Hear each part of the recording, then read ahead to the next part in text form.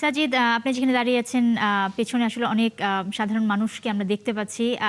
একটু যদি জানতে চাই তাদের কাছ থেকে সাধারণ মানুষের মতামত যে গণভোট নিয়ে আসলে তারা কতটুকু সচেতন এবং ভোট দিয়েছেন কিনা এই বিষয়ে তারা কি বলছে, এটা একটু আলাদাভাবেই জানতে চাই। এছাড়াও আইনশৃঙ্খলার সার্বিক পরিস্থিতি এবং সার্বিক অবস্থা বা চিত্রটা যদি বগুড়ার তুলে ধরেন একটু।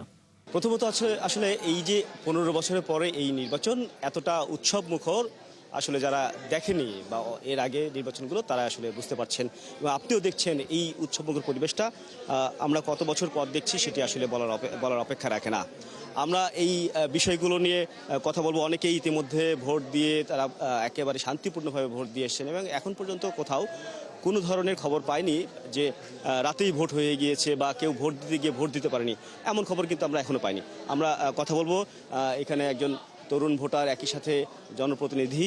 আমরা একটু জানতে চাই আপনি ভোট দিয়েছেন এবং ভোট দিতে সময় লেগেছে কিনা এবং গণভোটও দিয়েছেন। ভালো মানের রডের থেকেও 12% অধিক শক্তিশালী। আকিজ ইস্পাত, কমিটেড টু কোয়ালিটি। সব মিলিয়ে সময় কেমন লেগেছে এবং গণভোটে কোনো সমস্যা হচ্ছে কিনা? না, গণভোটের কোনো সমস্যা হচ্ছে না এবং ভোট দিতে কোনো সময়ও লাগে নাই।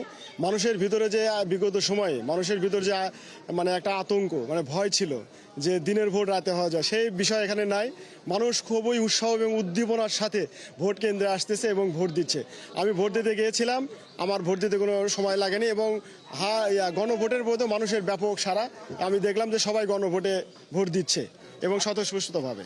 আপনি গণভোট দিয়েছেন? জি হ্যাঁ, আমিও গণভোট দিয়েছি এবং আমরা তো সচরাচর বিএনপি করি। আমরা সংস্কার চাই এবং গণভোটের মাধ্যমে আগামী দিনে যে বাংলাদেশের সংস্কার সেটা বিএনপির মাধ্যমে যাতে হয়, এই ব্যাপারে আমরা আশাবাদী আর কি।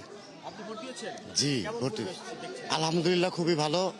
আমরা সব উৎসবমুখর পরিবেশে ভোট দিচ্ছি। বিগত দিনের যে ভয় ভীতি, ইনশাল্লাহ এই ভোটে সেটা আমরা লক্ষ্য করতে পারতেছি না। এবারে ভোটারে নারীদের পাশাপাশি বগুড়ায় একেবারে তরুণদের জয় জয় করে আমরা দেখছি। আপনি বলবেন এবারে ভোট বিগত সময়ের তুলনায় কেমন দেখলেন?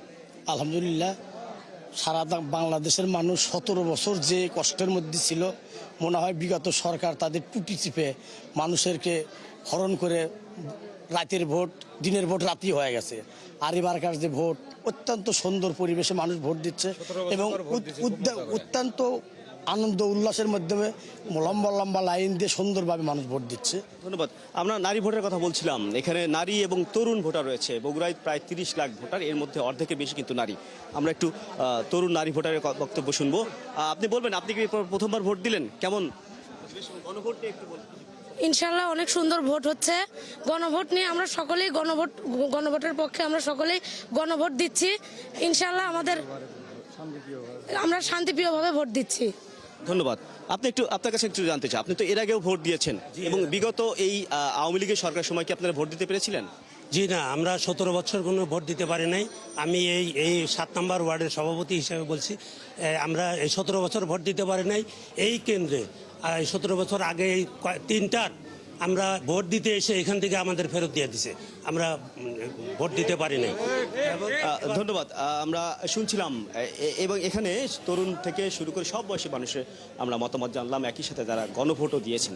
সবকিছু মিলিয়ে এখানকার যে পরিবেশ এবং বগুড়ার যে পরিবেশ সব জায়গায় আসলে একই রকম। অনেক ধন্যবাদ সাজিদ আপনাকে। দর্শক, বগুড়ার চিত্র আমরা সহকর্মী সাজিদ সরকারের মাধ্যমে জানছিলাম। সেখানে সাধারণ মানুষের মতামত আমরা শুনছিলাম। সবাই আসলে সুন্দর পরিবেশে সেখানে ভোট দিচ্ছে এবং গণভোট সহ সকল প্রকার ভোট প্রদান তাদের আসলে সুন্দর মতোভাবেই হচ্ছে।